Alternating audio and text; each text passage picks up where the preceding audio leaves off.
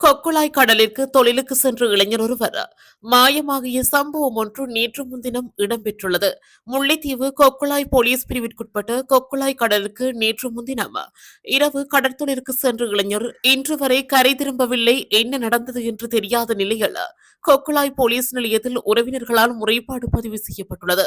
குறித்த சம்பவத்தில் கொக்குழாய் முகத்துவார பகுதியில் இருந்து தொழிலை மேற்கொண்டு வரும் வர்ணகுல சூரிய நெகிட் ரவிஷ பிரணாந்து எனும் 23 வயதுடைய இளைஞனே மாயமாக்கியுள்ளார். குறித்த இளைஞன் மீன்பிடிக்க சென்ற படகானது நடுக்கடலில் நங்கூரமிடப்பட்டபடி நடுக்கடல் பகுதியில் நேற்று காலை தொழிலுக்கு சென்ற மீனவர்களால் கண்டுபிடிக்கப்பட்டுள்ளது. மேலும் இதுவரை மீனவர் குறித்து எந்த தகவலும் தெரியவரவில்லை. நேற்றைய தினம் 100க்கும் மேற்பட்ட பகுதிகளில் தேடியும் கிடைக்கவில்லை என உறவினர்கள் தெரிவித்துள்ளனர்.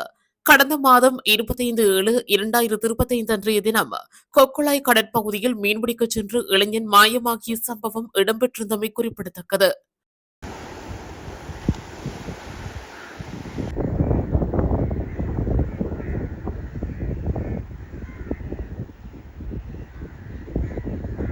இதுபோன்ற செய்திகளை உடனுக்குடன் அறிந்து கொள்ள தமிழ் பிளஸ் யூடியூப் சேனலை மறக்காம சப்ஸ்கிரைப் பண்ணுங்க, கமெண்ட் பண்ணுங்க, ஷேர் பண்ணுங்க.